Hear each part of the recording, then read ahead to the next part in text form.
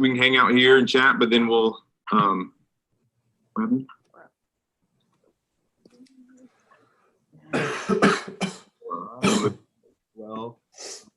good evening.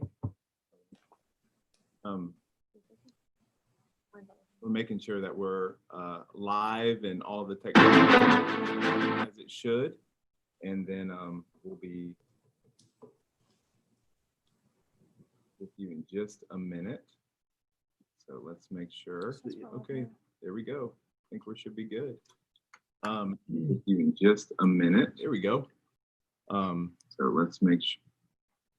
Let's okay, well, good evening. And my name is Will Plunk, and I am excited to get a chance to be with you guys this evening for tonight's town hall on racial justice, policing the Charleston community. We are very excited about the nature of this conversation. We hope that tonight is not only informative and educational, but that it serves as an opportunity for all those who are watching to better engage in the Charleston community for a more just and equitable outcomes. Like I said, my name is Will Plunk, and I get a chance to serve as the lead pastor of Grace City Church and the president of the Charleston's chapter of the AND campaign, who is moderating tonight's town hall. Hi, all. My name is Jillian. I also get to serve as the Community Engagement Director at Grace City Church, and also get the privilege of being on the board of the Charleston chapter of the AND campaign.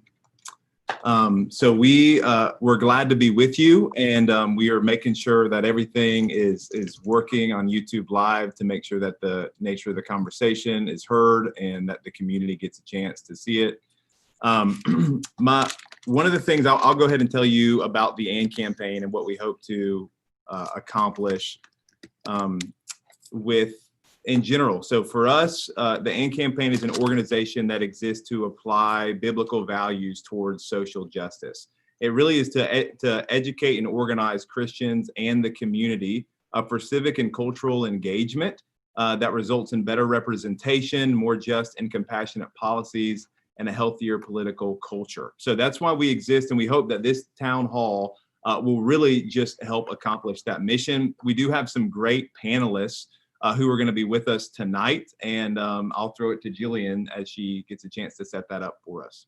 Yeah, we are looking forward to some great discussion tonight. But at this time, I would like to give the panelists an opportunity to introduce themselves, just share their name, their organization, and just tell a little bit about the organizations they're representing. So we'll start with you, Ms. Williams.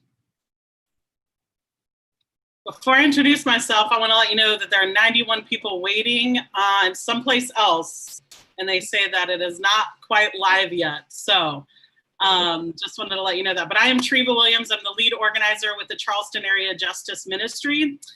I was the first organizer on the ground when the organization started back in 2012, when a group of clergy and community members came together to work on community problems and make the area more just. I get to work with 30 congregations in the Charleston area, building justice ministries and building our power and people to put pressure on local officials to do what's right. I have the privilege of working with Reverend Rivers, who's also a panelist tonight, as well as Reverend Benton. So I'm glad to be with you. We're excited to have you. Dr. Benton. Hi, my name is Byron Benton. I have the privilege of serving as the senior pastor of Mount Moriah Missionary Baptist Church in North Charleston. Church is 128 years old, and I am the 10th pastor. Also, of course, I work with Treva and Cajun, and I sit on the board for the AND campaign as well. It truly is an honor to be a part of this panel and this much needed discussion tonight. Thank you, Dr. Benton. Reverend Rivers. Thanks a lot. I am Reverend Nelson B. Rivers III. I'm pastor of Charity Missionary Baptist Church. Our church is 110 years old, and we've had only 3 pastors, and I'm the third. So we don't have much of a record about changing pastors, but that might change with me. I'm also the Vice President of Religious Affairs and External Relations of the National Action Network. I'm a National Vice President, work directly with Reverend Al Sharpton. I've been now to my 45th year in the civil rights justice movement. I started here in South Carolina. I'm a native of South Carolina. I served 38 years with the NAACP at every level and have worked now with Reverend Sharpton 6 years. I'm also a founding member, congregation and leader with the Charleston Area Justice Ministry. I also serve on the board of the DART board, which is the board that oversees all of the justice ministries that Treva works so hard in. And I'm from Charleston, grew up downtown, and I have a lot I've been through, a lot to think about, and hopefully a lot to share. Today, John Lewis was laid to rest, and I met John Lewis when I was about in my, I think 24, 25 years old. And I've known him all that time. And today was a reminder for me of why I do this work. Thank you so much. Thank you, Reverend Rivers. Chief Reynolds. Greetings, Luther Reynolds. I'm the Chief of Police for the City of Charleston, and I'm absolutely honored and privileged to be a part of this discussion tonight. It's so relevant, so timely, and so important. So thank you so much for inviting me and allowing me to be a part of this.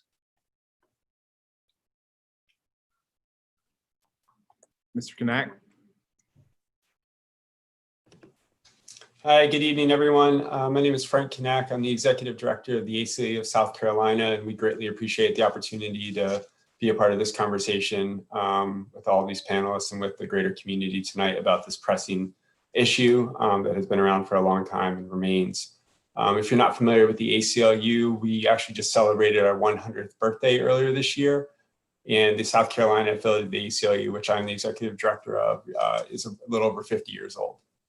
And we work on a variety of civil rights issues and human rights issues, including policing practices and criminal justice reform, as well as broader issues around gender justice, reproductive justice, national security issues, and the like. And so we're very honored to be here tonight. Thank you.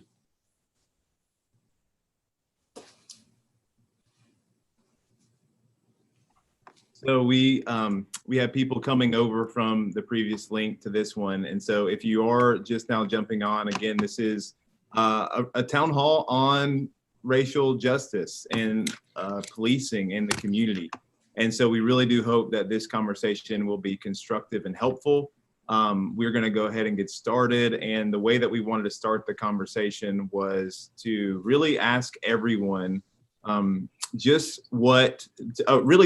ask everyone to describe the current climate of racial injustice, policing, and community relations in the Charleston area. So we want everyone to take about 2 minutes and answer that question. And then after that, we're going to start taking questions that we've been able to get over the last from the community.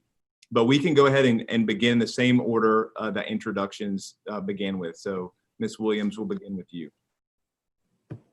Yeah, so the current climate for those three areas, I think one word would be tense. That describes all three areas. When I was thinking about this question, I thought about the passage that says, where our treasure is, there our heart will be also. And when I think about where the city of Charleston's treasure is, unfortunately, I still believe it sits with property. And so we have a lot of valuing property over people, and decisions are made regarding that, following those lines.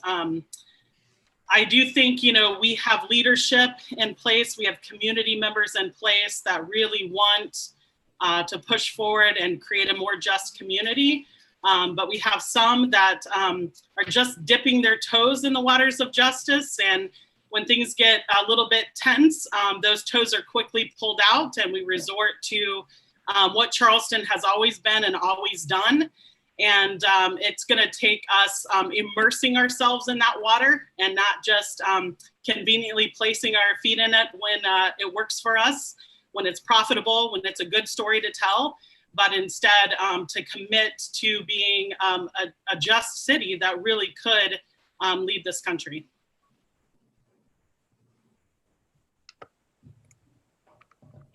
Yeah, so in adding to what Treva said, I think that's the climate is infused with generations of frustration, with grief and with pain.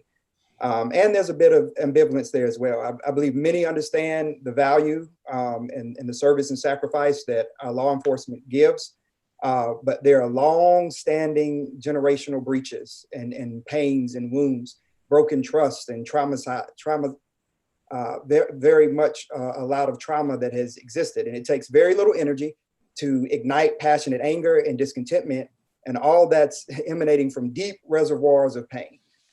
You place this in a broader context of issues with discrimination around education, issues with discrimination around health disparities and economic issues, and you throw in COVID-19 in the mix of all that, and what you're dealing with is a lot of hurt to a people who were already hurting. To add insult to injury, I think a number of people feel unheard. They feel ignored and devalued, and just talking to many of the members of our church. So we've reached this poignant crossroads in history within our city. And the question is, which path are we going to take?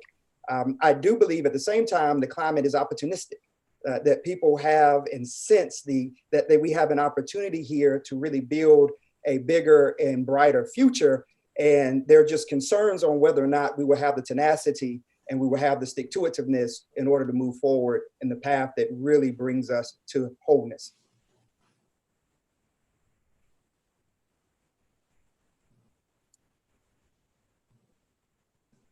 So my turn. Thank you. I failed to mention at the beginning with the National Action Network, we're one of the leading civil rights organizations in the nation, but I dare say probably the only major one that has as its commitment the principles of Dr. King. And God knew what he was doing when he brought me to the National Action Network. Frankly, looking around at this room, at least those on the panel, I've been around Charleston longer than most of you, probably 3 times as long as Treva been living. And the fact of the matter is, in many ways, this is the best moment we've had for police and community relationship. It's not the best moment in terms of police being better. It's the best time I've seen where we have a chance to change the paradigm, literally. South Carolina is the home of the creation of policing in America. We invented policing, and police were always invented for one purpose: to protect property and white people from black people, and to keep black people in their place. That's a hard truth, but I dare anybody to challenge me on that veracity of that statement. So because of that, policing has always been about keeping me down, keeping me invisible, or keeping me in my place. And every time I raise up out of my place, some cop comes along using the words that dehumanize me and try to make me go back in my place. My problem is, as I've said, I'm a maladjusted black man. I grew up under a father and a grandfather who did not believe white people were superior. Unfortunately, white people never got the memo, so they think they're still superior. And I don't believe it. So in this moment, with the rise of this movement, I said today to my wife as we watched the service, you'd have to be my age to understand that when Johnson said, "We shall overcome," he was saying Black Lives Matter in 1965. It had the same reaction from white people in the South as Black Lives Matter brings about now, because Johnson was affirming the validity of a movement that changed the way black people were treated. So now that we have white people saying Black Lives Matter and young white folk who are showing they got the chutzpah not to give up on this, it's an interesting time. The real question becomes, are the police and the communities willing to change and stop using the rhetoric or the language of the movement to justify not changing? Issue of defunding police is not a legitimate issue to have not to have the conversation. So the good thing is that both Charleston and North Charleston, I don't know why Mount Pleasant keeps being exempted, but somehow they do. But Charleston and North Charleston both have agreed now that racial bias audit is important to them. It changed at least the way the city of Charleston was going to act. But once again, tradition outweighs change. So what happened on the east side, when that happened where I grew up, my first place I lived in Charleston was by the cigar factory. When things went down the east side, those of us from Charleston, no matter how the police tried to push that, we understood what that was. The same thing with right now. When we get into the situation where the young brother was thrown up against that wall by the North Charleston Police Department, that is now, that's not 30, 40 years ago, that's still going on. And that means that the work is there, the pessimism is there, but for me, I welcome these young folk to this movement so much. I'm not going to take a seat and watch the whole thing, but I am not going to be on the front. I'm watching them do this because I am way past waiting for them to show up and act like they're not scared. And it's amazing that young white people have one big difference with their parents. They don't apologize. They accept it. They stipulate that racism and white supremacy is a real thing that they must challenge. Unfortunately, the mamas and daddies don't always do that. So I'm hopeful now.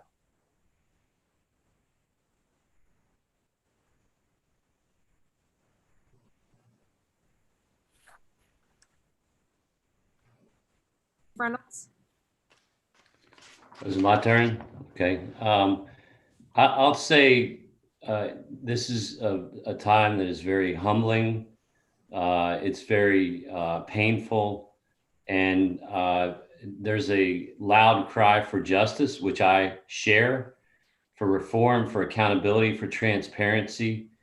And I'll just mention some recent events that what happened to George Floyd in Minneapolis, dying and having the entire nation watch him be killed by an officer, a white officer in a uniform, not unlike me. And for the whole nation to watch that. What happened here 5 years ago with Mother Emanuel, the idea of hate is very real. The history with policing, the police have not always been on the right side.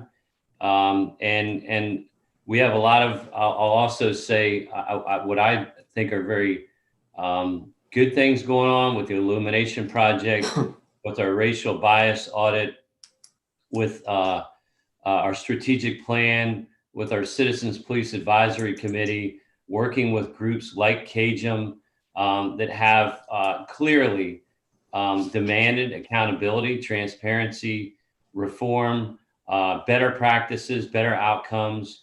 And I do believe in the city, we have a lot of history of community engagement and a desire to continue to grow, to serve our communities, to treat people with dignity and respect.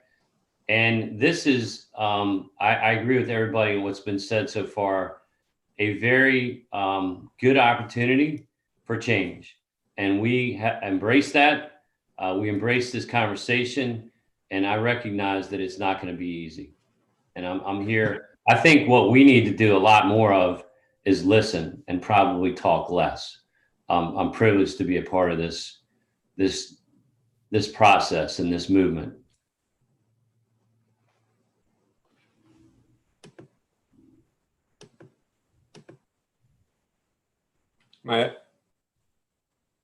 Sorry.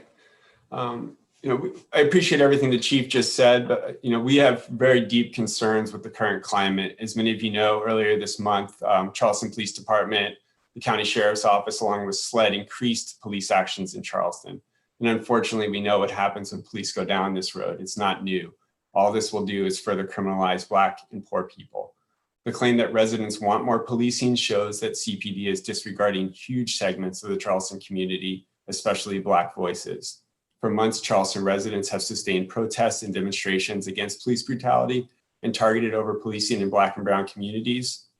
Community groups, including the Black Liberation Fund, Eastside Community Development Corporation, Black Lives Matter Charleston, Low Country Action Committee stand as one, and thousands of other Charleston residents have called on the city's leaders to put an end to racist and brutal policing and invest the city's resources in programs that will actually make our community safer and more just.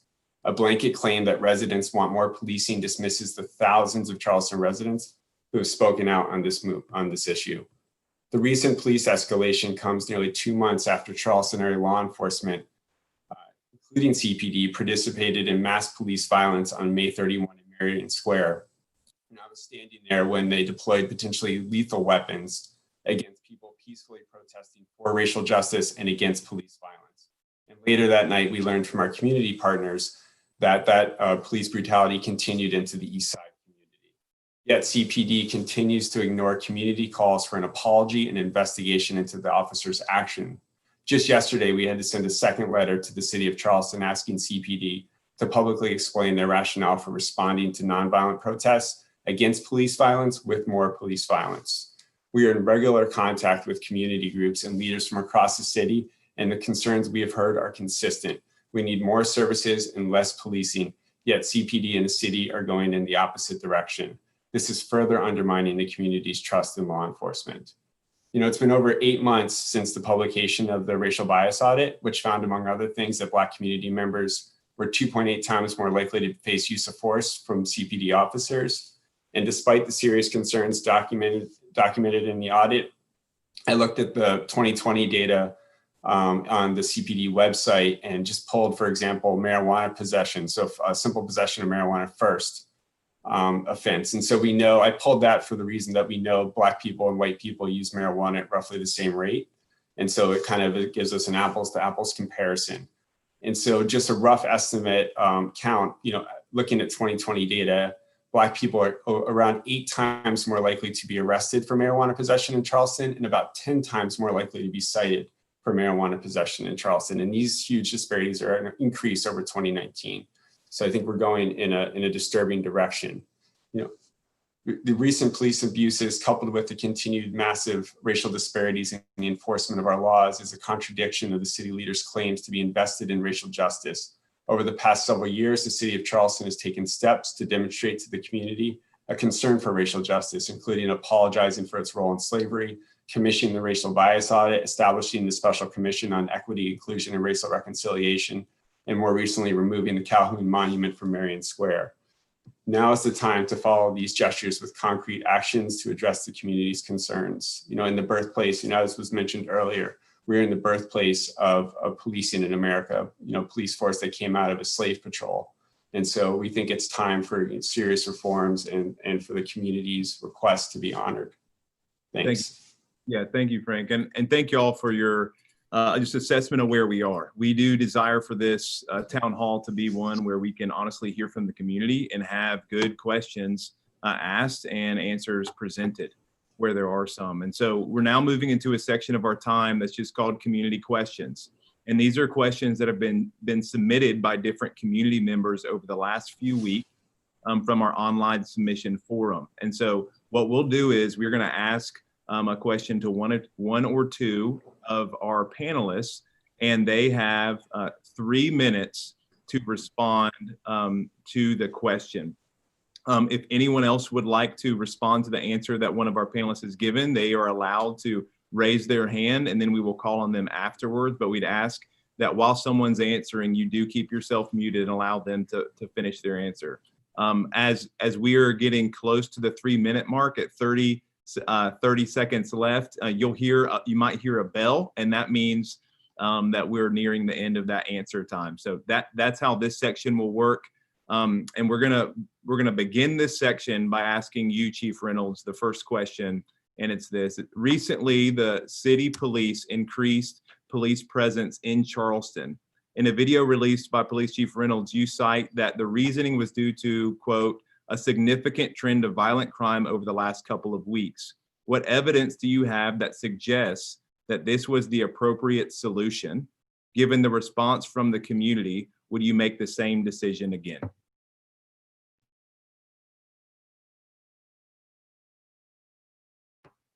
You could unmute yourself, Chief Reynolds.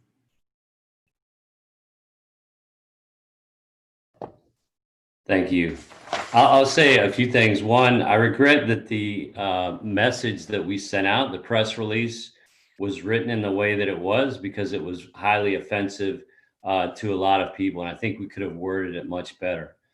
I will tell you that every single community that I've been in has had one request, and that is, without exception, that they want more police in their communities, that they want us on foot, that they want us on bicycle. I've gotten requests for horse-mounted patrols, people in their cars with their windows rolled down, out in the communities, building relationships, working collaboratively.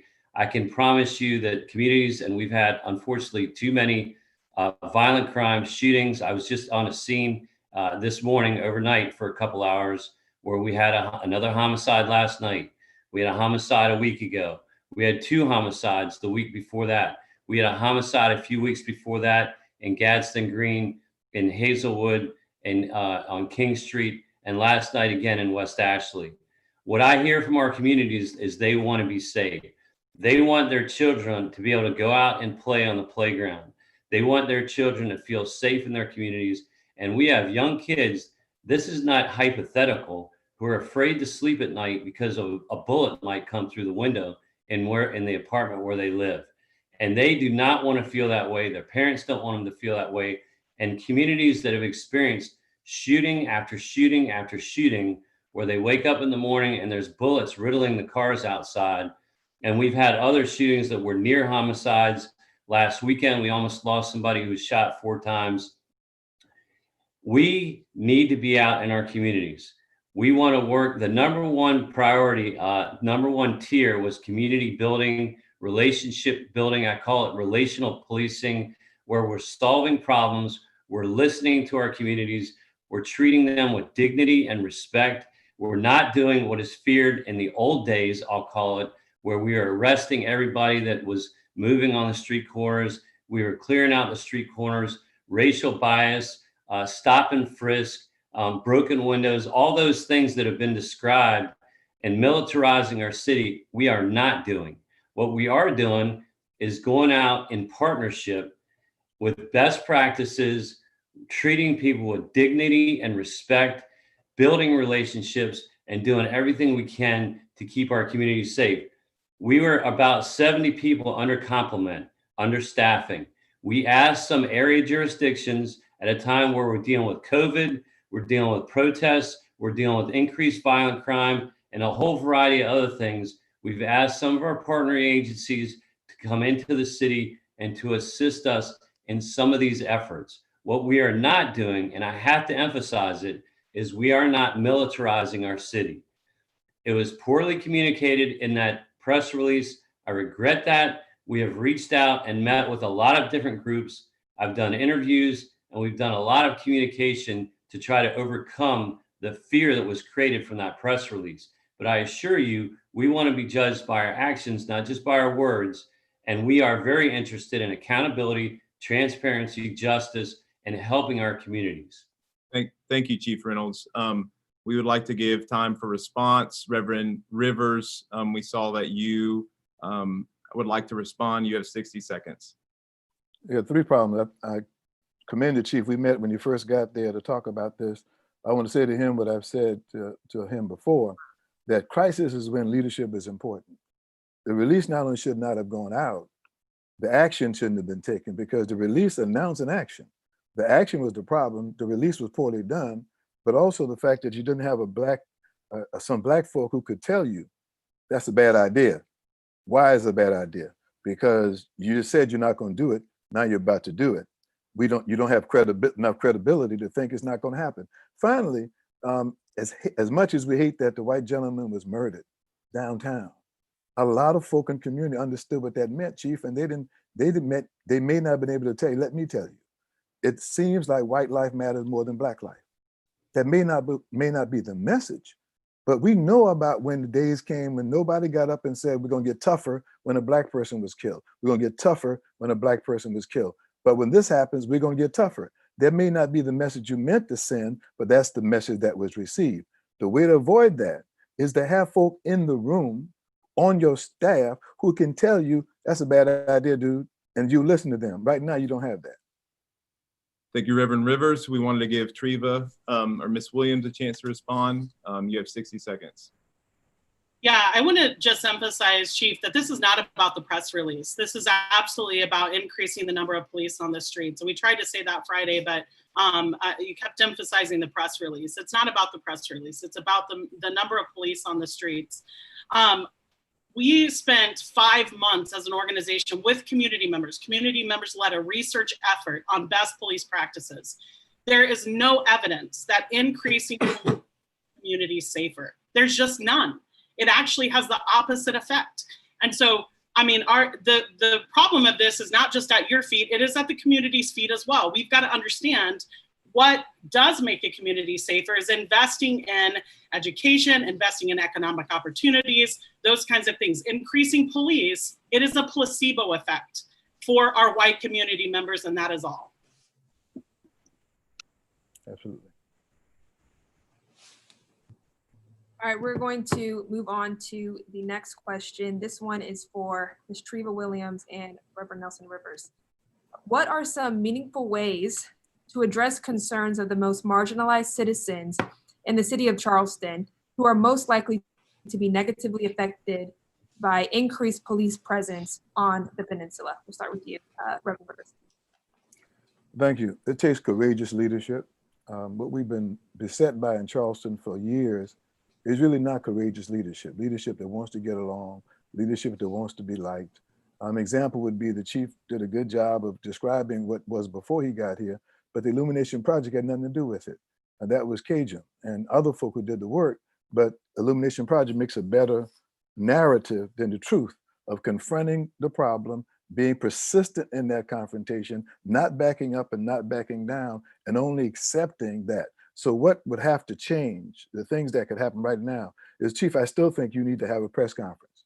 You look in the camera and own what happened, and then deal with the issues of setting the stage again because no one has heard from you. Secondly, there's not enough diversity in your department or North Charleston department, and certainly not in Mount Pleasant department. We don't have in the Charleston County Sheriff's Office. There's not enough diversity. What I mean by that is there ain't enough Black people. There ain't enough Black folk for you to have credibility in the Black community. That needs to be addressed. And the last thing is, don't make proclamations about what works in policing without backing it up with data. Treva makes an excellent point. We know, we just saw in Portland, that adding more power does not bring more peace. That's not the way it works. What you do is incite people when you come in that way. There must be some police departments somewhere who learned the message of Reuben Greenberg many years ago. You don't have to have more police to have more justice.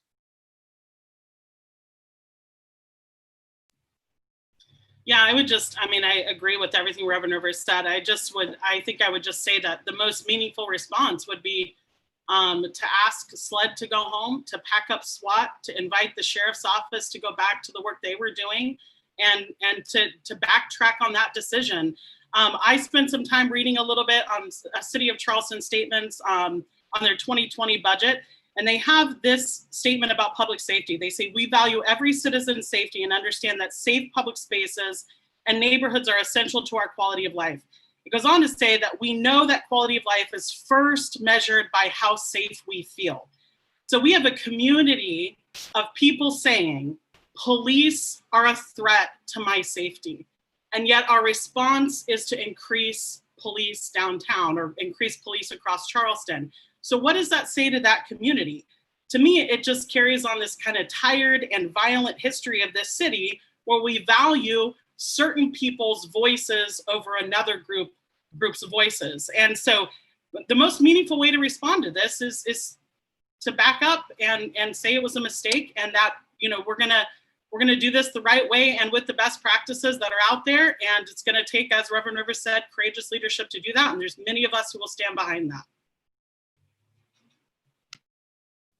Chief Reynolds, you have 2 minutes to respond. If you could unmute yourself. I would just say respectfully that we are doing our best to do this, quote, the right way, consistent with our audit, consistent with constitutional policing and procedural justice, consistent with problem solving and partnering and working with our communities, consistent with integrity and humility. And so what we are doing is not inconsistent with that. I can assure you, in all the community meetings I've been in, I've only been here less than 2.5 years, and you've all been here way longer than I have. And I agree with what Reverend Rivers said about listening and making sure that you have the right people in the room when you're making decisions, and making sure that we have good representation within our agency, which we do, but I think we can have a lot better representation. And this is a good example of that. I think is good, wise counsel. But I will tell you, I have not been in a community where they said, Treva, respectfully, what you just said, that we do not want the police in our community. We feel safer without them in our community. Reverse this decision. I've not been in one single community where they have not asked for protection, where they have not asked for assistance from the police, a presence in their community to help them with these problems, particularly with the violence in their communities, which we're experiencing a very significant problem. And if you sit down in those communities with those community members, you'll hear quite a different story than what you just described. We're doing our best to try to listen to the community. We can always do more. And you help us with that, frankly, to do better. And I'm listening tonight. But I can tell you, our communities are very, very frustrated with this violence. If you've seen the crime scenes that I've seen, and African American, white, the impact on families that are devastated and on a community, PTSD, the trauma, the impact on their ability to read and write in school, the ability to sleep, to have PTSD with young children is so significant. And my heart, that's where my heart lies. And I think as a servant, as a police officer, as a member of our community, we have an obligation to try to help.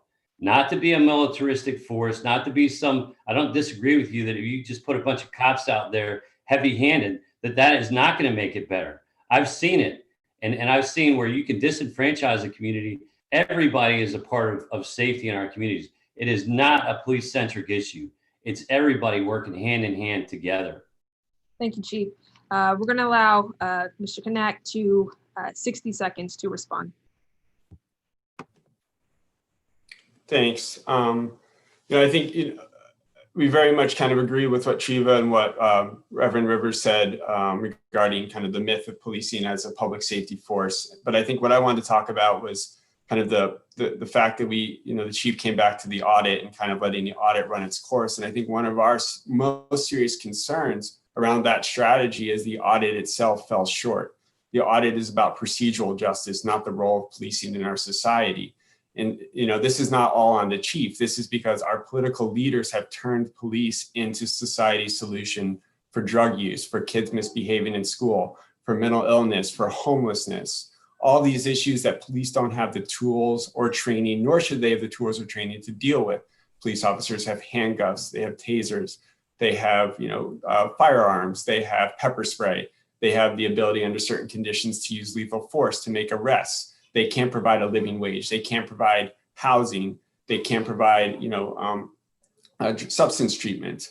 Those are things that we as a society need to rethink in terms of our role of what public safety should really mean.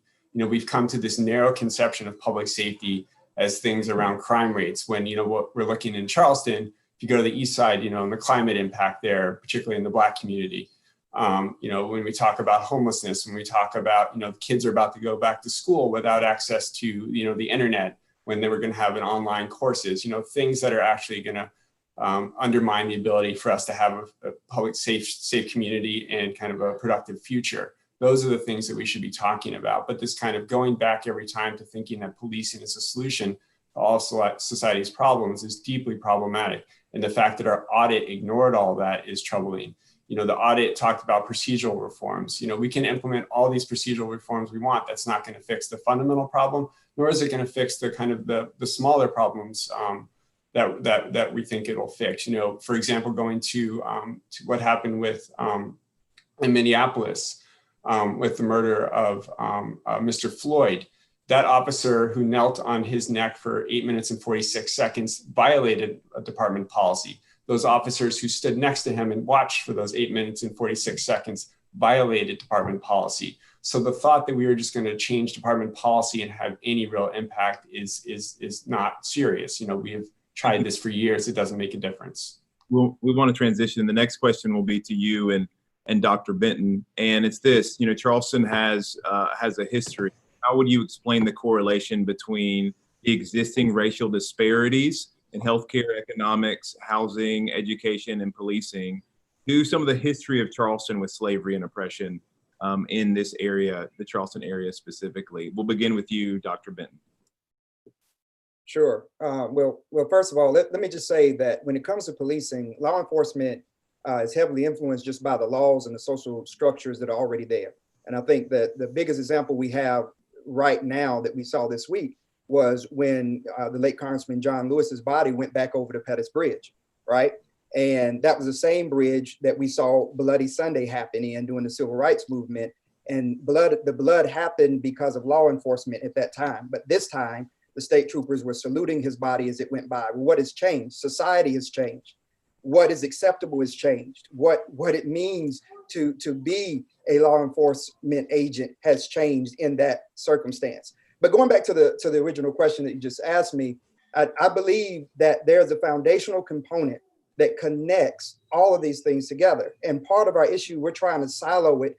And I think it was just, Frank just did a great job of explaining it, how the police are not supposed to resolve all of the ills of society, especially when we're dealing with systematic oppression and injustice that has happened over the course of over 400 years.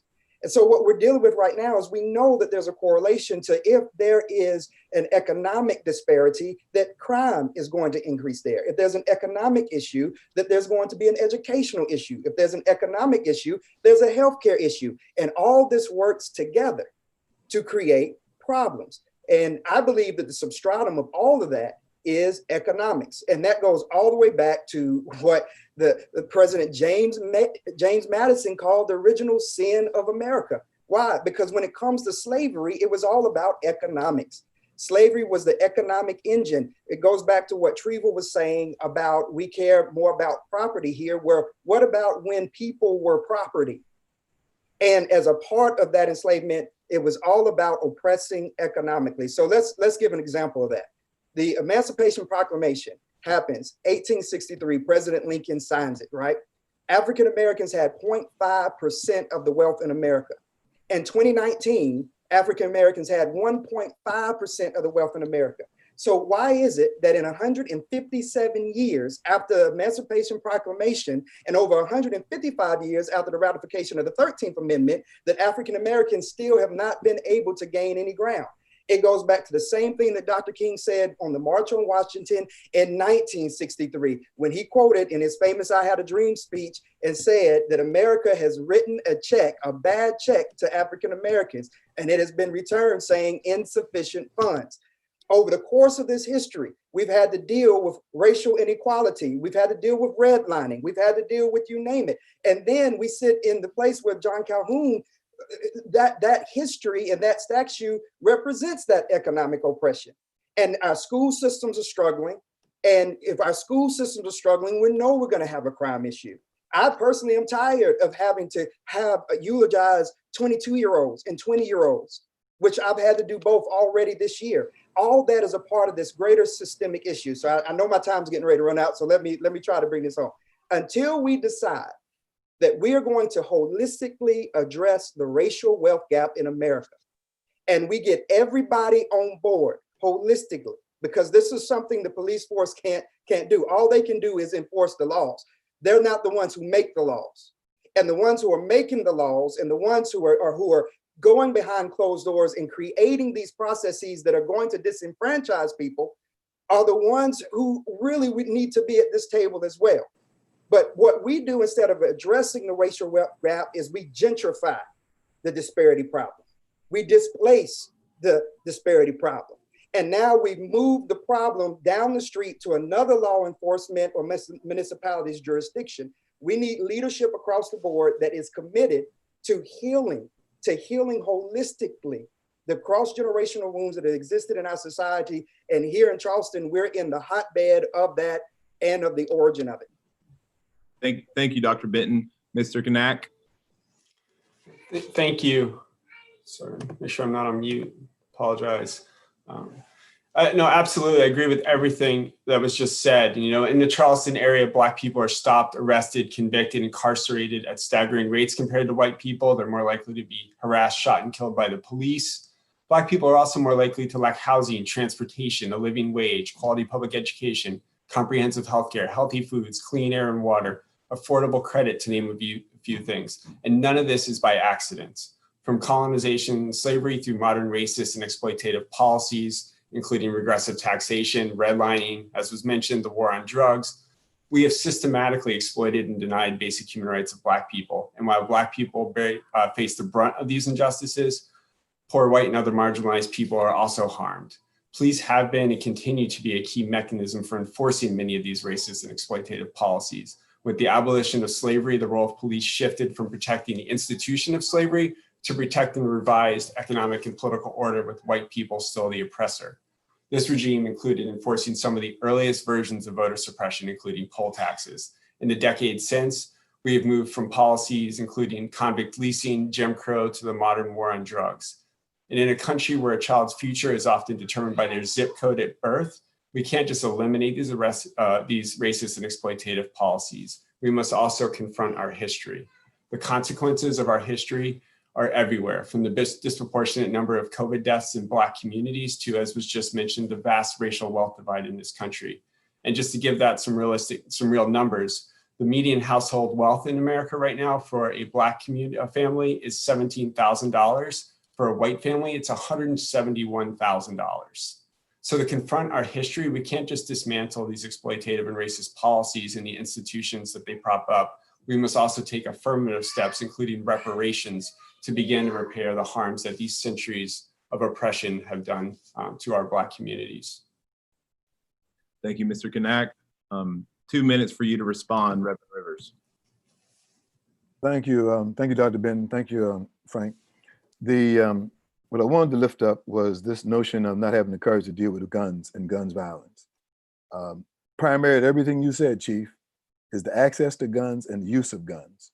And nobody in South Carolina in a leadership positions had the courage to deal with what the problem is. Guns are what kill people, primarily in America, because we're the most violent nation in the world. And the refusal to deal with guns has a lot to do with what happens in our community. The second part of that is we need white people to use their privilege for justice as opposed to for their promotion. An example would be in Portland, when those white mothers stood out and took those bullets and took their tear gas, I predicted this ain't gonna last long. Because when white folk use their privilege to stand between injustice and the mistreatment of poor people and Black people, it changes. So what has to happen is Lyndon Johnson, because of the movement, I hope this happens after this movement, 1964, 65, and 1968 produced the most seismic shift in the condition of Black folk in the history of the United States. Public accommodations, the right to vote, and the right to housing. All of those were unraveled consistently by administration after administration why? Because whites never wanted to give up those three things. Public accommodations for Black folk, equal protection, the right to vote, and fair housing. The president just got through saying that, telling white people, you don't have to worry about poor Black people living next to you anymore because I'm out that. That means that in Charleston, white folk with the privilege of being white must be willing to put it on the line and not just rhetorically. Because when you get engaged in policy making as our partners and not our bosses, as our partners, not our sympathizers, frankly, we don't want you to feel sorry, and we really don't want you to listen much more. We just want you to do if you think I'm telling you something, do it then. Don't keep asking me to tell you the same thing over and over again. They either mean that I'm not a good communicator or you're not a good listener. I think I communicate pretty well. So if you really want this to change, we need whites to decide that their privilege can be used for good and not just for their own self-promotion. Amen.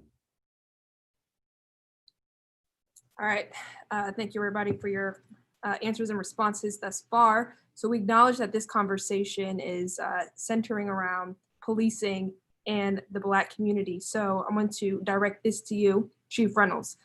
What is the CPD committed to doing to nurture public trust and address the root causes of racial disparities among the city's most marginalized that extend past this concept of relational policing, as you have mentioned, and hosting outreach programs? So it has to be consistent. It has to be ongoing. It has to be involve our culture. It has to be led from the top down and from the bottom up. It involves who we hire, investing in their training, making sure that they're led well, investing in leadership development, all things that we're doing. There are things like in our city, the Criminal Justice Coordinating Commission. There's a lot of other groups like CAJM. There's the Avery Institute study that was done in 2015, which is very, it outlines a lot of what's been articulated today, that there's a huge problem with disparity. I'll call it the haves and the have-nots, with education, transportation, jobs, the economy, so many different areas. the African-American community is disproportionately affected by violence, domestic violence, the pipeline to prison. We have to be a part of disrupting that. And so I think that in terms of building relationships with our communities, it's got to be not just one program. Somebody asked me, well, what is community policing? Well, I get examples like we have a phenomenal program with Camp Hope. We have a lot of different programs. It's not any one singular program. It's not just working with the youth and having youth athletic leagues. It's not just the Illumination Project and having meetings. It's all of those things together. It's having a culture of accountability, having a culture of trust, and working with and listening to our communities. And I agree with Reverend Rivers that it can't be just talk. It needs to be action. It's working with groups like Cajun. It's listening to people like all of the panel members tonight. And I've always had a good relationship with the ACLU throughout my career. They've not always agreed with everything that I've done or that the policing world has done, but they've advanced a lot of different things. It's being willing to be around people that differ from you, to be educated, to learn, and to solve problems. And I'll tell you the biggest thing that the police should do. Number one is not create additional harm. And sometimes we've done that. And number two, to be about helping and serving others, selflessly committed to making a difference. And my definition of leadership is leave it better than how you found it. All the things that have been listed today, I can't control all of those things, but there's a lot of things I can control. We as a profession, we as an organization, we as an entity in the city of Charleston, we know that we can do better. I regularly in my command meetings look around the room and say, don't tell me everything's great, because I know it's not. The minute that we start recognizing that we're not where we are, and that's the minute that we can start beginning to get to a better place. So there's a lot of things that we can do to build relationships with our communities, to be present with them, not to over police them, not to abuse them, not to overuse our powers, but to be in partnership with them and collaboration with them and build trust. It's a lot easier said than done. There's a lot of communities that really need us that don't trust us. Crime is woefully underreported, and there's so many things that we can work on, and I call them low-hanging fruits that we're continuing to strive to make better.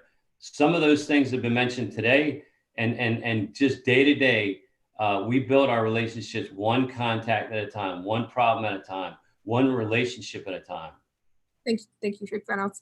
Reverend Rivers, this next question is for you, and you've touched on this a little bit earlier, but I want to give you the opportunity to expand on some of the gaps that you see in what the CPD is doing towards nurturing public trust and addressing some of those root causes of racial bias and racial disparities in their department and community, respectively.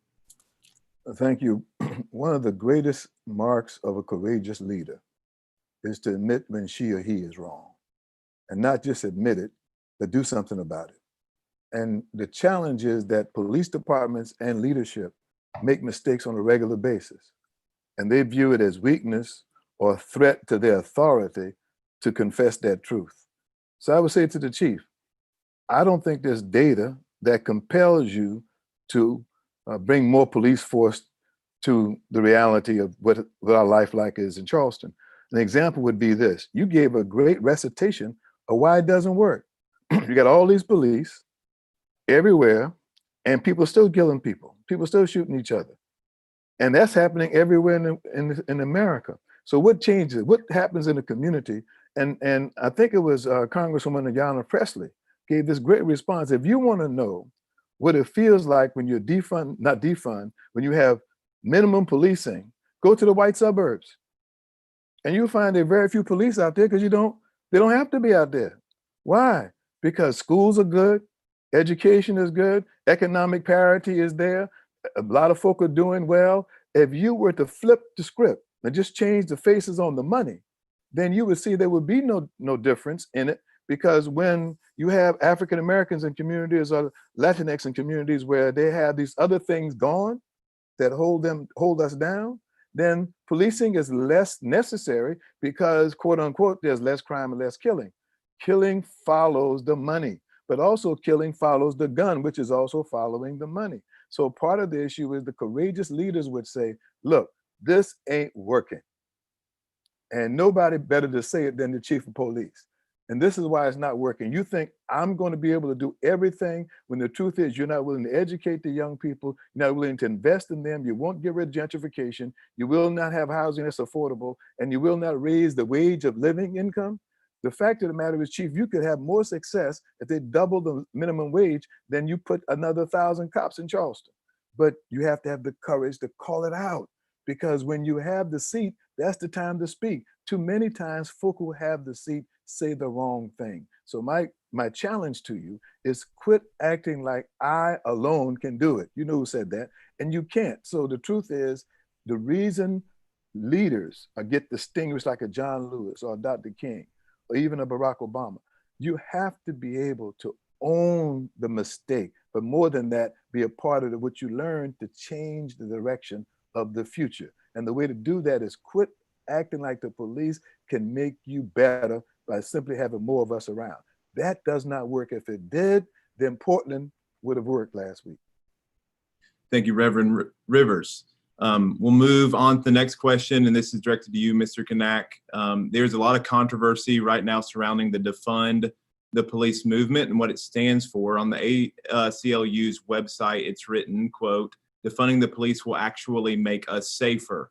How would you define defunding the police, and what ways do you think it would make us safer here in Charleston? Well, thank you for the question. And I think this is an extremely important question, given the kind of current state of affairs in Charleston and around the country. And I think before I get to that answer, I'd like to just kind of give a little bit of a scope to this. So, I hope that we can all agree that the goal of a public safety system is to actually keep the public safe. And if that's our guiding mandate, then we must finally do away with the myth, as we've already discussed, that policing is the way to keep us safe.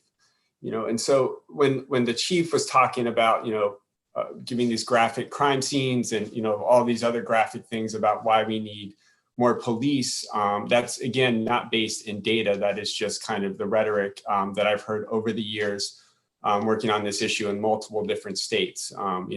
Whatever the issue is, they always paint this horrible picture when the data doesn't exist to support the position. And so, as policing experts have long noted, policing does not prevent crime. There is no correlation between the number of police and crime rates. And I just want to consider these two data points that I think are helpful, because I do think that we need to make our decisions based in data and based in community needs. Between 1997 and 2016, so during that 19-year period, the number of police officers for every 100,000 residents dropped by 10%. During that same time, violent crime dropped by 37%, according to FBI data. So we had a 10% reduction in police force, 37% reduction in violent crime. Out of the 10.3 million arrests made per year, only 5% of those 10.3 million are for serious offenses like murder, rape, aggravated assault. These are the ones that truly threaten public safety. The other 95% are for things like traffic violations, marijuana possession, unlawful assembly, things that don't impact public safety, but do lead to mass criminalization and incarceration. As the late policing scholar David Bailey wrote, quote, "The police do not prevent crime. This is one of the best kept secrets of modern life. Experts know it, the police know it, but the public does not know it. Yet the police pretend that they are society's best defense against crime and continually argue that if they're given more resources, especially personnel, they will be better able to protect the communities against crime. This is a myth," end quote. Yet because of this myth, every year we pour billions of dollars into our law enforcement departments. In Charleston alone, almost 1 out of every $4 allocated by the city goes to Charleston Police Department. So when we talk about defunding the police, what we're talking about is a plan to invest the city's resources into policies and programs that will actually make our communities safer and more just. And if public safety really means ensuring the safety and well-being of all, then we must focus on the needs outlined by the community, like ensuring that all people have a roof over their head, comprehensive healthcare, safe and reliable transportation routes, a living wage, and quality public education. The natural result of this shift is a reduction in the size, scope, and role of police and an increase in funding to community-centered initiatives. Thank you, Mr. Knaack. Ms. Williams, a follow-up question to you. Can you identify at least one area in the city's law enforcement budget reallocated to an area of the community? And how could this reallocation be helpful? Yeah, I just before I answer that question, just want to echo what Frank said. Just to be clear, less than 1% of our community is engaged in criminal activity. Less than 1%. That's a national statistic. And so, you know, we talk a lot in KJM about lifting up God's story of abundance and hope and love, and not lifting up Pharaoh's story of fear, the market God story of fear. We can imagine a different future, but it takes all of us. This is not just the police department's job; it is us as a community's job. But when I was looking at, so I was looking through the police department budget, and you know what Frank says is true. $1 out of $4 goes toward the police department. But one thing that struck me as I was looking at some things, I learned that there was an increase in police in Charleston. In 2009, there were 19 officers added to the force through a grant. And so there was an enormous jump in the budget at that time. But I also learned when I was reading that in 1987, when you compared police departments and correctional costs of a city, and you compared those to housing and community development, in 1987, cities were spending the same amount per capita in those two areas. Let me tell you what they are in Charleston currently. So per capita, we're spending $340 per capita in the city of Charleston for policing. That doesn't account correctional. That doesn't include any of the jails or anything like that, just our police department in Charleston. We are spending $6 per capita on housing and community development. This is the area where we are doing affordable housing in the city of Charleston. This is the area where we replace roofs for our elderly when they are falling in. This is the place where we work on economic development for new business owners. We are spending $6. And so when I think about all of the areas where we could reallocate money, there's a ton of them. That's one example. Another example is, you know, our juveniles in Charleston that we arrest, 50% of them are arrested by school resource officers in our school district. So things that you and I never used to get arrested for, kids are being arrested for now by school resource officers in school districts. So one reallocation could be toward restorative practices in order to make sure that kids and teachers understand conflict resolution so that those kids never enter the school to prison pipeline. Neighborhood accountability boards. You know, my first neighborhood association meeting I sat down at, I heard someone say you should call the police if your neighbor is not putting their trash where they should put it. And I said, what happened to knocking on your neighbor's door and asking them to put the trash where the trash should go? So we rely too much on our police. Neighborhood accountability boards put the power into the neighborhood to address concerns, address low-level crime so that we're not relying on police. So the budget's large, and there are a lot of different places where the money could go, and our communities would actually be safer. Thank you, Ms. Williams. We will move first to response from Reverend Rivers and then Chief Reynolds. Thank you. Frank, I wanted to ask you if you and I, and anybody else who wants to go on the tour, I think we need to do a tour of the TV stations in Charleston, the Post and Courier, to help re-educate them on why when it bleeds, it shouldn't lead. The fact that they put so much attention on what happens when a violent crime happens, creating fear in the community and then profiting from that fear mongering is very detrimental. In addition to that, I think the data is what keeps being buried because the truth would set us free. So if we can make sure that the truth gets out about why it doesn't work. I just looked up when I was looking at Reuben Greenberg. I met him in 1982 when he became chief of police in Charleston. He served for 23 years. And I would challenge you to look at the data on what happened with the crime rate in Charleston under Reuben Greenberg's leadership, especially those first 10 or 11 years, to see that the city exploded in growth, but the crime did not explode. If it simply took police to keep crime, quote unquote, down or reduce crime, then Greenberg would have had to hire 4 times as many police officers for the crime rate to go where it went. But why didn't it happen? Because he insisted that his officers treat the public as though they really were their boss.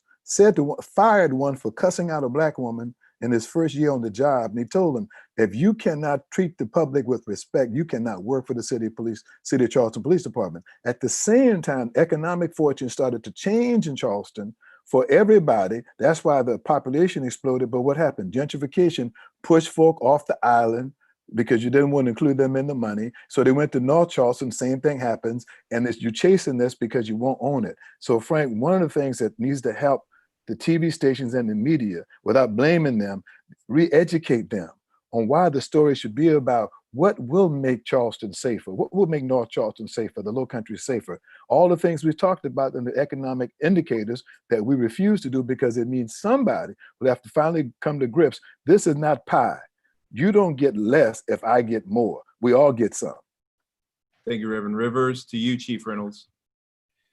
I actually don't disagree with most of what's been said, but I'll just kind of add to, I think there's always an opportunity to have a good, healthy debate about the budget and reallocation.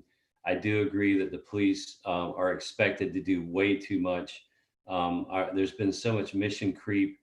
And I agree with what Treva said about schools. Do we need an officer in every elementary school, et cetera, et cetera? I think there's a lot of room for healthy debate there. Where I will say that I would disagree respectfully on the quote, defund the police issue overall, and that if you just get rid of the police and reallocate the money, that the community would be safer. When we look at just the policing issue, what happened in Minneapolis, what's happened around the country, what's happened here right in this region in terms of injustices and bias, and a lot of the things that are being discussed appropriately so tonight. I will tell you, as a policing professional, as a leader in this profession, we have the one key ingredient of any team, and we're a team of teams. If we get it right, if we're going to be a really good department, is that we hire and we invest in and we have the best people. And so you have to pay for that. That doesn't come for free. And so the more that you defund, the less that you're going to attract the best candidates, the less that you're going to be able to invest in properly equipping them with things like body cameras and less lethal tools and things like that. And the less that you're going to be able to invest in leadership development and other things that are going to come and ultimately contribute towards the best possible outcomes. What I'm hearing from our community is a demand to be treated with respect and dignity, a demand for professionalism, a demand for accountability, a demand for transparency, and to have officers that have good interpersonal communication skills, that know how to talk to people that are different than they are, that have language skills, that have diversity. All the things that we've talked about today, I agree with, and that costs money. And it's unrealistic to think, and unless you really just want to completely get rid of the police department, in order to get that level of an outcome, which I believe is what the communities in the city of Charleston deserve. They deserve our best. We have to pay for that. We have to fund that. It doesn't happen without funding. Okay, we're going to enter into the last question of this segment of the night, and this is going to Dr. Benton and you as well, Chief Reynolds. So we're having this conversation, and the Charleston community is listening. How would you encourage individuals to be involved in matters of social justice, both individually and systematically, to create a more equitable and just community? You first, Dr. Benton. First, I think it starts by making sure you're educated on the issues. I think we do a lot of emotional reality reaction, which means however we feel, we react based on that. Some of this discussion that we've gotten into tonight on, for instance, there being a discrepancy between what the data says about an increase of police presence versus what people are asking for, right? And so, it could be one of the things that we know once you educate yourself on the issue that, hey, maybe if we address the fact that we have very bad numbers in third grade reading literacy rates, maybe if we put some money there to address that issue, to make sure our kids are up to par in their reading and able to engage and have better opportunities, therefore they move on, that that in itself would have an influence and a correlation to lowering crime and even the need for police, et cetera. So I think, one, it begins by making sure that we are educated on the history of the issues, educated on the origin of the issues, and then educated on how we can participate in improving and being helpers in bridging and repairing the gap. The Bible teaches us to leave an inheritance for our children's children.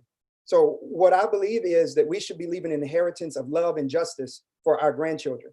The strategic plan that we're working on now should outlive us. We have to be intentional about that. But so much is done just in our turn or just to affect our life. And in that, it becomes very selfish. We need to be thinking about, how do we build a better future that I will never live in? How can I contribute into that? How do I align myself with organizations? If you are a part of a body of faith, this needs to be a pillar in that. How can we serve God but not respect the imago Dei, the image of God, the people created in God's image? We all need to wrestle with that. We need to be pushing our spiritual leaders and our community leaders, and we need to find out, where do we stand on that, as well as having more conversations like this. Another thing is, I would suggest that we need to stop arguing and moving to our own corners and actually listening to one another and moving towards figuring out where we can find common ground and really work in order to address the issues that are going on within our society.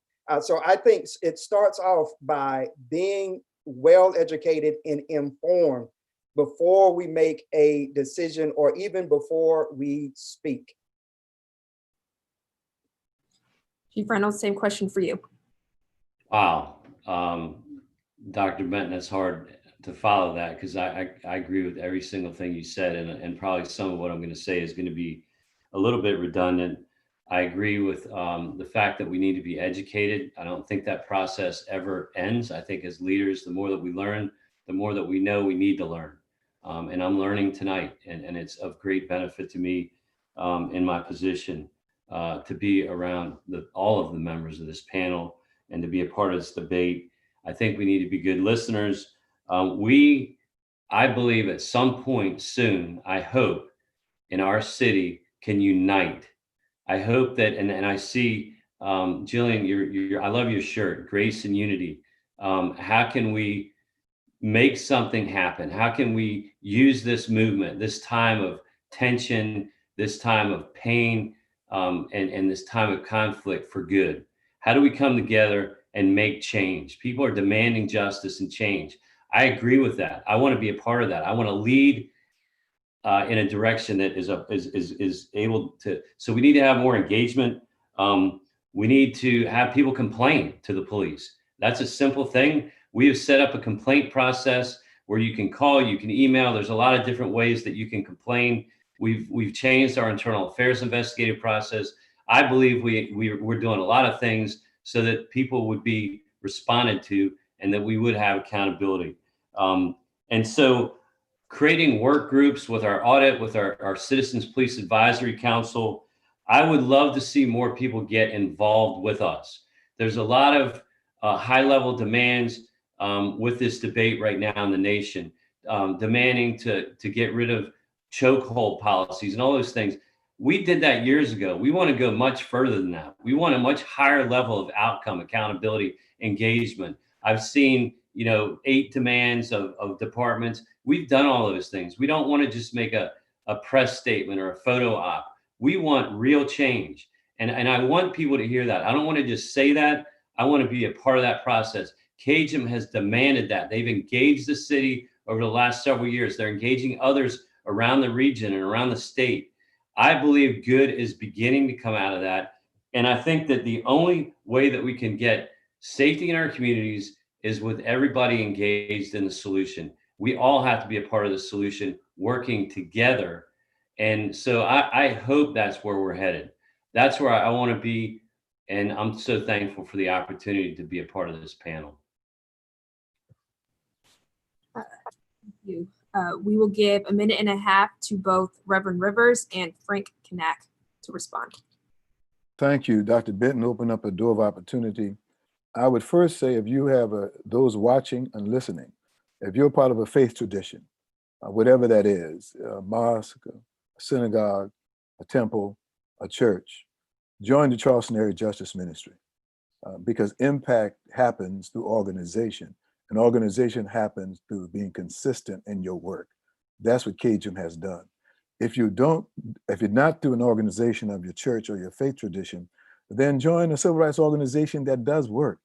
But don't sit around and just complain and talk about folk and spend time on Facebook knocking down folk who are doing work while you're doing all this talking. Stop talking and start walking. So get involved with an organization that reflects your value system, especially by doing justice. And then finally, I think, Dr. Benton, we ought to have a conversation about and Will, I looked at your website, man, and I was so impressed, especially when you illuminated the AND campaign literature narrative. We need to have a community-wide Bible study on who Jesus was, because and what Jesus said and what Jesus did, because folk have done a lot of ripping off, lying, and oppression in the name of Jesus. And if Jesus really wanted to smack you down, he'd have every right to, because you're lying in his name. We would really help a lot of folk to help understand when he turned over the tables, why did he do it? When he said he called out the folk, they were so committed to their religious tradition that they wouldn't feed their mother and their father. Why did he do it? The hypocrisy of powerful and the elite was Jesus's. That's what he dealt with. And that's why folk don't really teach him. They teach a version of him that never existed. Wow.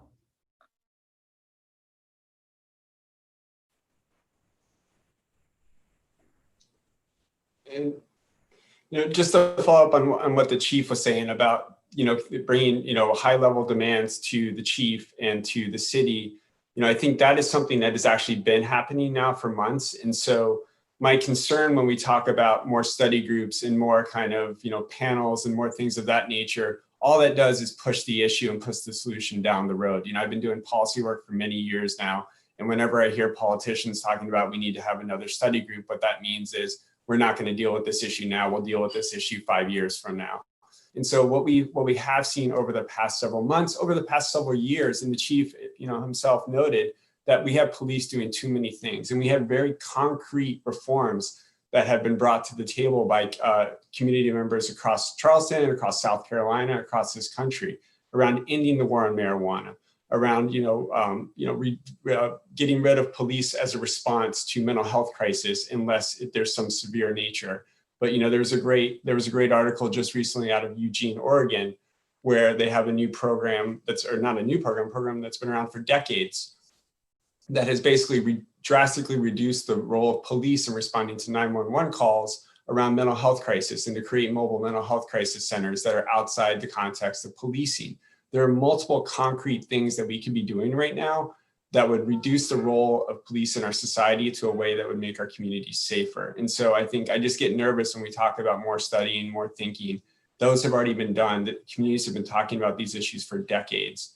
We know it needs to be done, and I think it's time to start taking those concrete steps. And I think the unfortunate thing is a lot of this is not, and I hate that, this all seems to be coming on the chief. These issues are, not just on the chief. These are issues that our political leaders have put on us. These are issues that the way our federal funds have put on us. So, for example, a lot of the federal funds coming out of DHS and DOJ are around the war on drugs. So we're spending, tens, hundreds of millions of dollars every year ramping up this war that we know has failed. The war on drugs has been around for 50 years. Drugs are just as cheap and available as they've ever been. We know we can't arrest our way out of drug use. What we can do is start treating the problem as a substance use issue and not as a criminal legal issue. And so, but because the federal government has kicked so much money into this, it just keeps to ramp this war up that's created an industry. And so I think we need to kind of look at our federal leaders, we need to look at our state leaders, we need to look at our local leaders and lobby all of them to talk about why we need to roll back all of these programs. Thank you, Mr. Knaack. We have time for one more response. Dr. Benton, we'll have you close this section. Thank you. I'll make it really quick. Faith without works is dead.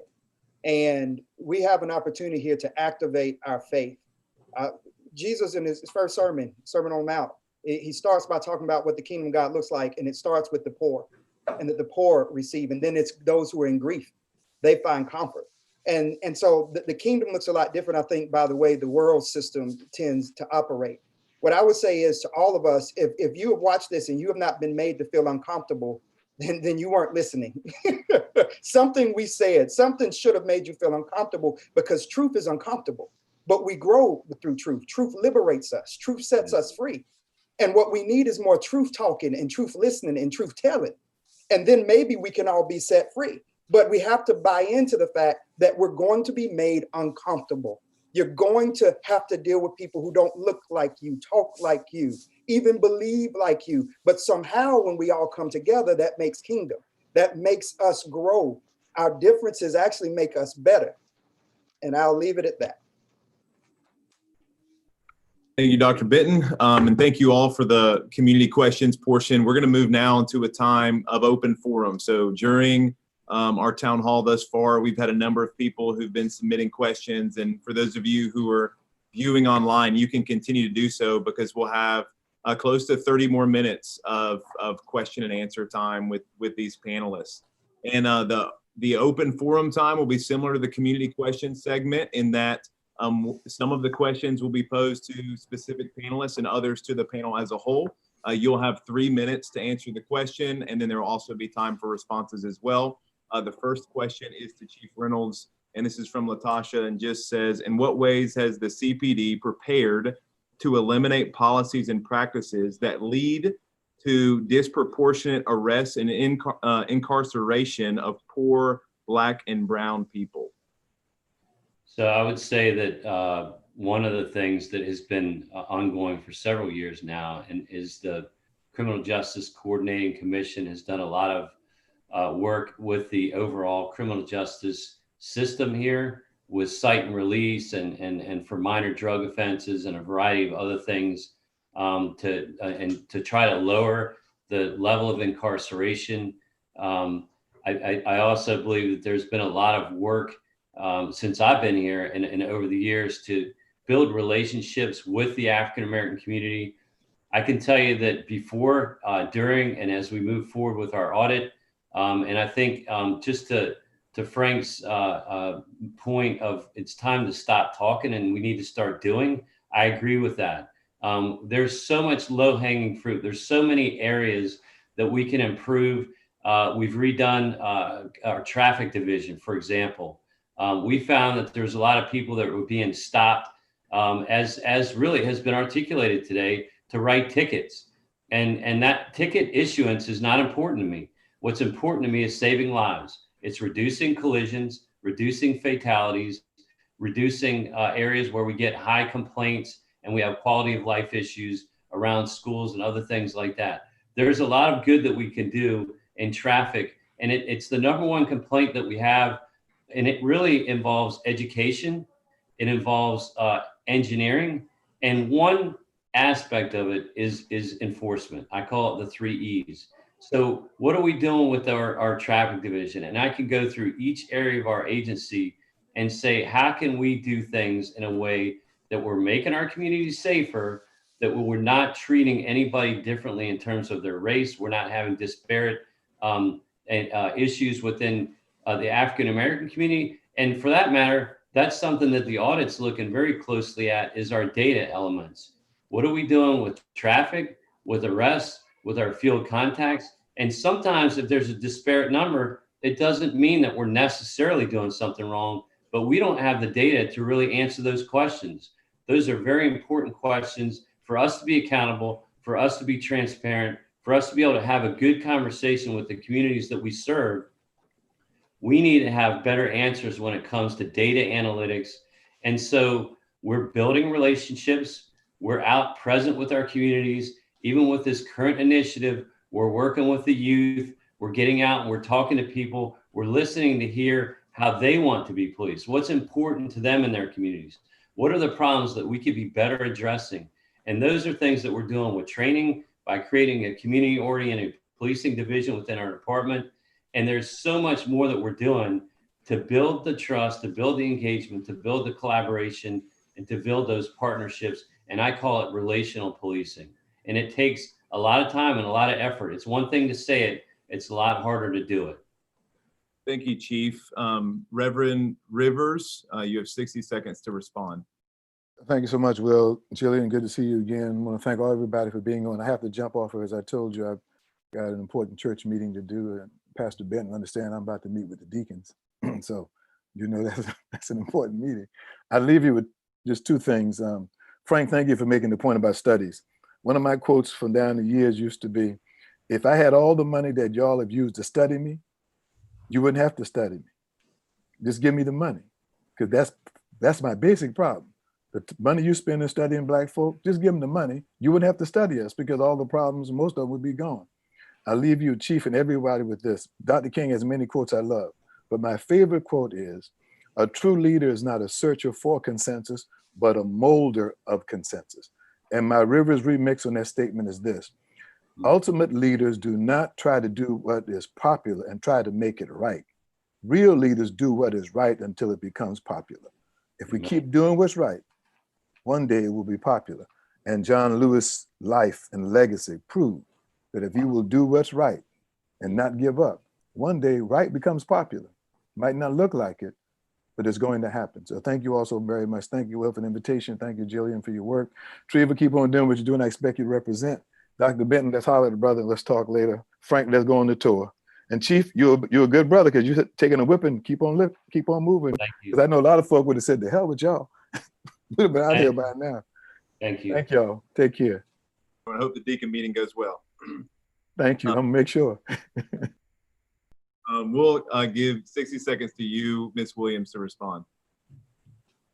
Yeah, I just want to, just something the chief said, I want to kind of go back to, obviously take care of the low hanging fruit, but what Reverend Rivers just talked about there was doing things that are not popular. And I know that there's a portion of the community that it would not be popular to remove the increased police presence.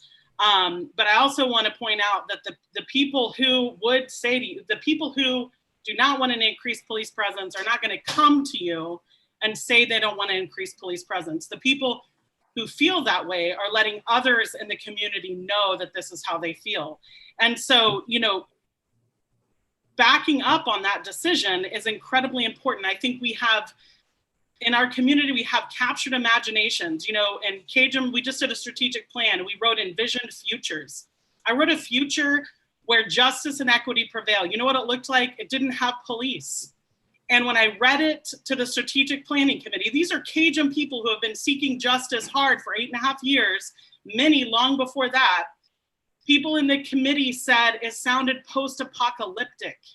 So we have a captured imagination as a community. We cannot imagine what our world would be like without police.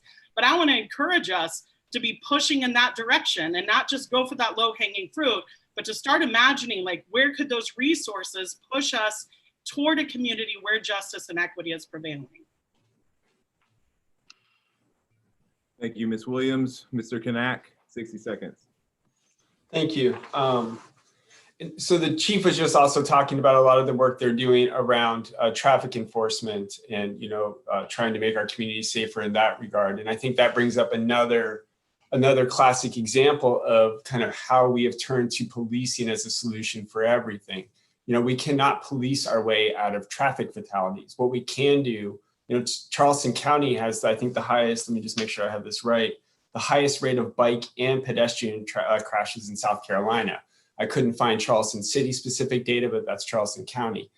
And so what we know will actually work towards preventing those crashes and those deaths that shouldn't happen is creating better traffic infrastructure, better bike lanes, better pedestrian ways, things that the police don't have the tools or training or the role in being involved with. That involves taking money from the city budget and investing it into those projects. And so that gets back to the broader concept of reimagining what public safety should look like.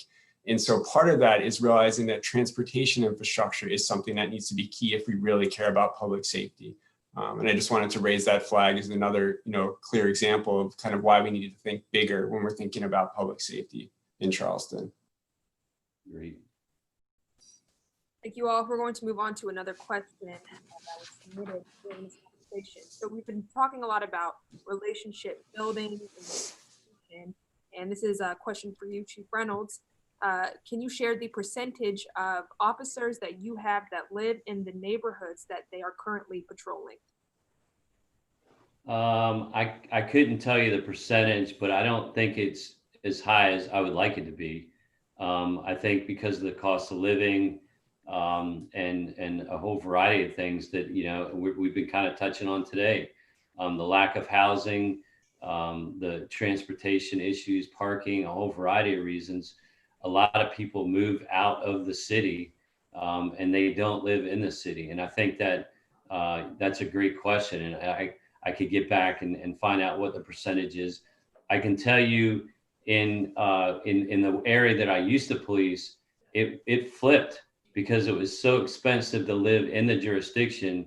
At one point, it was about 25% lived outside, and it literally almost became the opposite, where a much larger percentage of the workforce lived outside of the jurisdiction and community because it was so expensive to live there. And we have some similar dynamics here. Thank you, Chief. Another question to you. This one comes from Sarah Fitzellen, and it says this: we've talked a lot about the African-American community, but what about the Hispanic community and those who are undocumented? How are the police helping those feel safe in their communities? Wow. Where I came from, again, in Maryland, National Capital Region, DC, Virginia area, we had a very, very large Latino population. It's not as large here as what I'm used to. And I have such a heart for the Latino community. And we have some outreach efforts in the city. The mayor has a Latino liaison committee. We have officers that are embedded with, and I've been out myself and met some of our leaders in the Latino community, and they are scared to death right now. They're scared to report things to the police because they see us as somebody that's going to enforce immigrant issues and things like that. I can tell you some great stories of where I came from. I know we don't have time to do that, but we need to do everything that we can to make the Latino community know that we care about them. It's our job to protect and serve everybody. To me, it doesn't matter at all. And let me say this loud and clear. It does not matter if you're legal or not legal. That is not something that we're involved in as a local police agency. It's not something that I care about. If you're a victim of an assault, if you have issues in your neighborhood with quality of life issues or crimes, we have people that have Spanish speaking skills, that have a heart for the Latino community. We have a lot of relationships and bridges, and we want to do everything that we can to show you how much we care and to keep you safe and to serve you and help you with problems in your communities as well.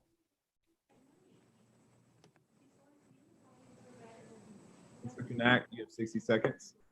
Thanks. And I think this is an area where, I think understanding also the overlapping jurisdictions, we work closely with folks in the immigrant justice community, and I've heard nothing but wonderful things about what the chief has done with that community. But I think in this regard, because the sheriff has engaged in a 287G agreement with the federal government, it has created blanket mistrust of law enforcement across the community. And so the chief has been basically put into this place, not because of his actions, but because of what's happening at the sheriff level.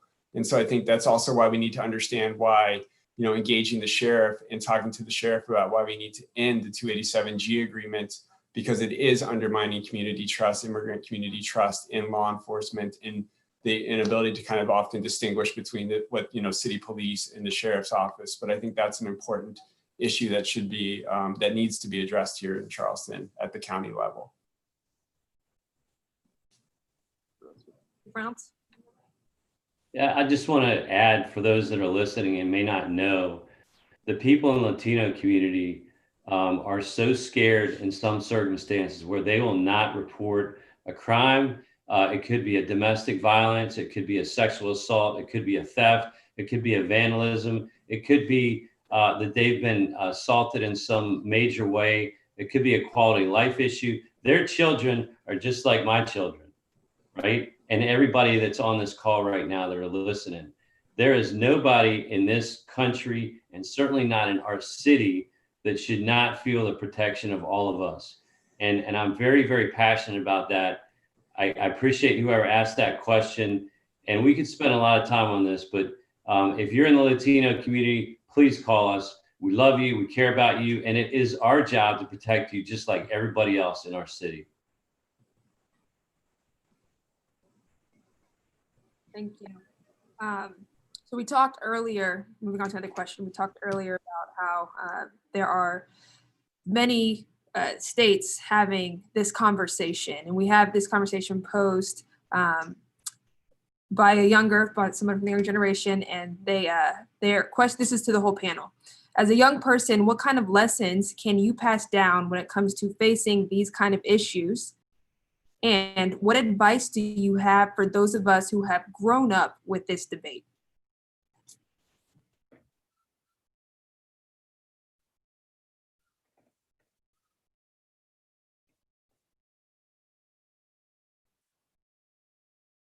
I'll take it if nobody else wants to take it. I know everybody on this panel could knock this question out of the park, but my advice would be kind of like what Dr. Benton said, and I think everybody else is get involved, get engaged. I can tell you just selfishly from the police department, actions speak louder than words, but the police do care about you. The police do want to be engaged. The police do want to have a relationship. Learn more about all the things that have been discussed here so that you can be an advocate, so that you can have discernment, so that you can understand when you read something in the paper, what it means and have context for it and be a part of the solution. As Reverend Rivers, I think very adequately and aptly said earlier, we all can have a tremendous impact in all these things that are going on around our country right now. It's an opportunity to be a part of change, to be a part of making things better. And I'm excited to be a part of that. And I think those people that are young, I've met with a bunch of people over the last few months in particular, who are really passionate. And I think getting engaged and creating a conversation, creating space to make a difference. And I really believe as leaders, none of us can fix all these problems, but together and individually, we can make a difference. Dr. Benton?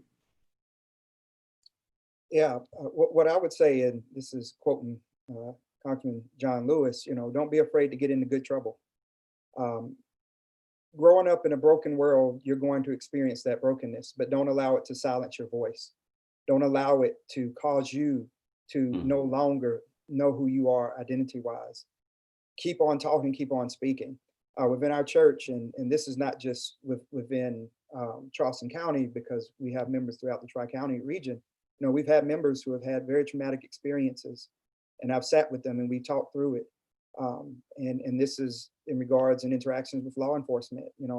It's a part of the fabric of our society, unfortunately, but that does not mean it has to define us.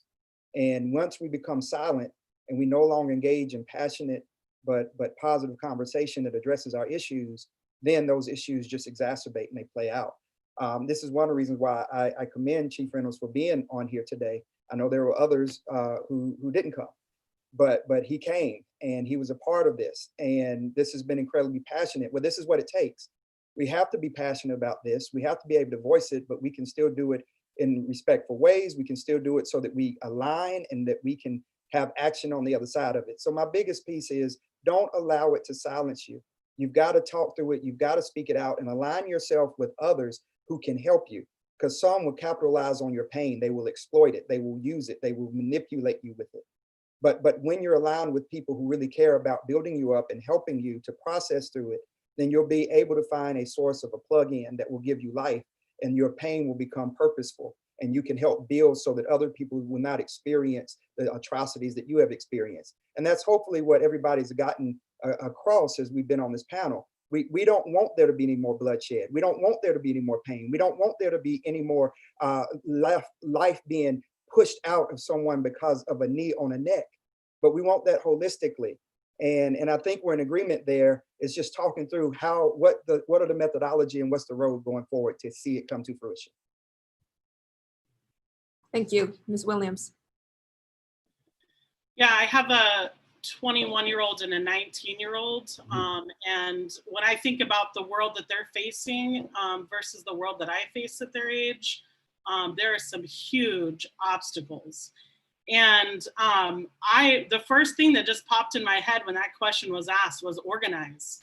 Reverend Benton just talked about getting together with people who have common ground. Like that is the key, is finding people who have the same values and want the same thing, and then working together to put pressure on those who are in leadership positions. And I can tell you from my experience of doing this for 8.5 years, you will wear them out.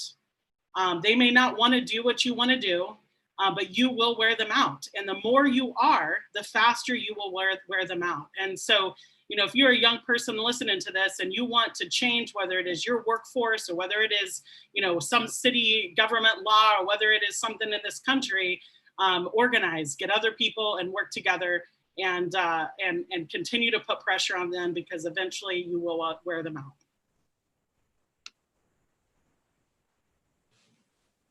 Mr. Knaack? Yeah, no, I completely agree with everything that was just said. And I think just to give, put a little context into kind of how much of an impact your voice can have, particularly at local level politics. This is a story one of my old bosses told me when I was working in Texas. There was an issue before the Texas Senate. It was one of the priority issues for the party in charge. And the Senate districts were a little over 1 million people. And the ACLU there was able to flip the senator on the issue because that senator heard from just 400 of their constituents. So 400 out of 1 million person district. So, a tiny fraction of 1% flipped the senator on an issue that was a priority for that senator's party that year.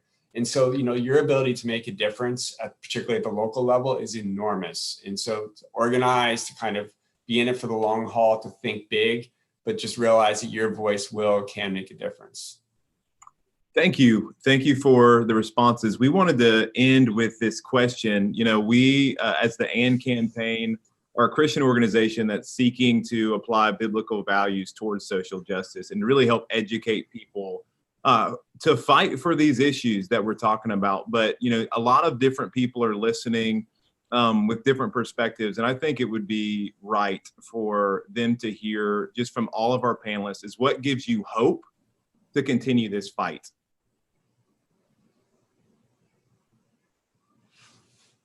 We'll start with you, Dr. Benton. Well, I'll kind of pick up with where I left off. What gives me hope is, one, the fact that we're able to have this conversation. And this goes back to, my affirmation in saying that Chief showed up. And I know there are a lot of other people in his position of authority who would not have come to this, and some didn't. And it's just speaking to that, that we have common ground, that we have platforms to where we can do this. What also gives me hope is that, I'm seeing the fruits of already some of the labor that's out there. Once upon a time, and some of this is reflecting on just John Lewis's life and where we are. I think he really emphasizes to us why we have hope, because the reality that he has been able to live out and see is one of hope.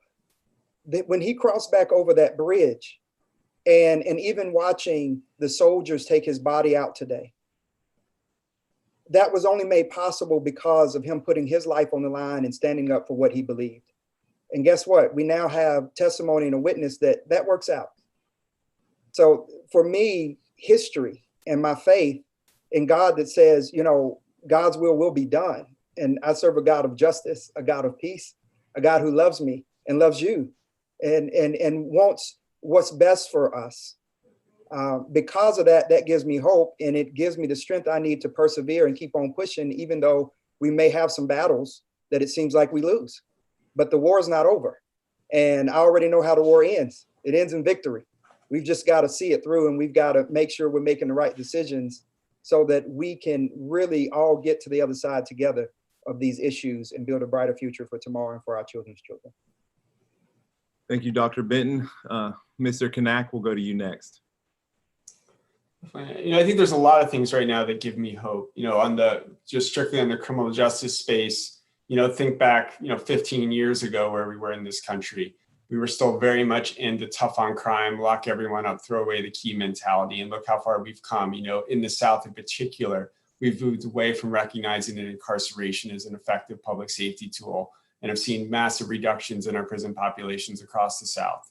We've legalized marijuana or decriminalized marijuana in more than half the states. That has been a key driver of not only police community and negative interactions, but also incarceration. So we've really come to recognize that the war on drugs is a failure. These are all, while we're not through to the other side yet, these are huge improvements from where we were just a couple of years. And I think, more recently, what gives me hope is that, traditionally, a lot of these issues had been siloed. So there were people working on drug policy, there were people working on transportation policy, there were people working on housing policy. And there's been a huge recognition that we need to connect these dots, that to create a truly safe Charleston, a truly safe South Carolina, and truly safe America, we need to reevaluate what public safety means and to recognize that we need to adequately fund community services that will make our communities safer, and to move away from the policies that are ineffective based on data, based on community surveys, et cetera. And so I'm really hopeful about that as well. Thank you, Mr. Knaack. Chief Reynolds, to you. Wow. Thanks for letting us end on this note. I've got hope for so many reasons. This debate and this dialogue gives me great hope. The panelists on this discussion give me hope. The members that are listening right now that want to be a part of change and making things better gives me great hope. I'm so thankful that we live in a country and in a community where people openly embrace their faith, and my faith is in my Lord and Savior Jesus Christ. And to hear that being embraced here, it gives me great hope. My family and the men and women in our community as a whole, African American, white, Asian, Latino, men, women, young, old, wanting to have a better tomorrow. There's so many things that are broken about our country right now, about our community. There's so many good things, but there's so many things that can be better. And there's a lot of people that want to be a part of making it better. And I just want to say, ironically, a lot of what we're talking about today right now is about race. It's about trust, distrust. It's about pain. It's about history. And I will tell you, to me, as difficult as this is, I've probably gotten the most support, the most wisdom, the most help from the African American community here. So while there's a demand for justice, there's a demand to get it right. There's demand for people to be treated with dignity and respect. There's a demand for change. There's also an amazing love, and there's a desire to get it right. And that gives me great hope. And it makes me, as a man, as a police officer, as a leader, when I look around and I hear that, and I engage them, I'm looking at Treva and all the people that she represents tonight. There are a lot of people that are not happy about where we are and want to get us to a better place. But there's some patience with all the pushing and the persistence and the challenges to help us get from where we are to where we need to be. And together, I know we'll accomplish that. We will be united, and that gives me great hope. Thank you, Chief Reynolds. Ms. Williams, we'll conclude with you. Yeah, I mean, initially I thought of, my family gives me a lot of hope that there is a generation coming up behind me and my generation that is experiencing a very different reality. And because of that, they are ready to change things with whatever that takes. But I also think about the people I get to work with in the Charleston Area Justice Ministry. I think about, congregations, as Dr. King talked about, who are not happy with being a social club, but want to be that prophetic voice in the community. The chance to get to work with these congregations and interfaith organization is incredibly hopeful. I think about all of I give boomers a hard time about the world that we've been handed, but I have a lot of boomers in the Charleston Area Justice Ministry that have dedicated their lives to justice, and they give me a whole bunch of hope. It excites me when I see people, no matter their age or their background, embracing power, that ability to impact change. You know, God has not given us a spirit of fear, but one of power, love, and self-discipline. And so when I see the people embracing that, I'm filled with a lot of hope about what can happen. Well, on behalf of the AND campaign, we really do want to say thank you. Thank you for all of you who've tuned in and who've just spent 2 hours with us and were willing to engage and ask questions. We really do hope that it was educational and informative for you. We hope that it doesn't end here. We really appreciate the question just from saying, hey, even as the younger generation, what can we do to step in and engage here? Because it really is going to take the village. It's going to take the city of Charleston to realize that now is the time. It's not time to wait. Now is the time. Now is the time to recognize that there's opportunity to press things forward, to fight for justice, to fight for equity, to rally together, to have conversation with grace. And so on behalf of the AND campaign, we just want to say thank you for tuning in, for our panelists. Seriously, thank you for being here. Thank you for just engaging in the conversation and sharing a diverse group of perspectives and thoughts. And we, as an organization, really just desire to be able to add one, I would say, slice of the pie of the community that is advocating for justice in Charleston. It's very evident that there is a lot of good work being done, as you've heard from some of the panelists. And so we're thankful as the AND campaign just to really have had the privilege to have had the conversation and to host it. So I do want to conclude, like I've said from the beginning, we are an organization that desires to really apply biblical values towards social justice. And here is a short passage from James chapter 2, and it says this: "What good is it, my brothers, if a man claims to have faith but has no deeds? Can such faith save him? Suppose a brother or sister is without clothes and daily food. If one of you says to him, 'Go, I wish you well, keep warm and well fed,' but does nothing about his physical needs, what good is it? In the same way, faith by itself, if not accompanied by action, is dead." So we just want to make a call specifically to the Christians in the Charleston community to recognize that this is our territory, that our God has gone before us, that Jesus has spoken, and that we who've been changed and have faith in Jesus, now is the time to get to work.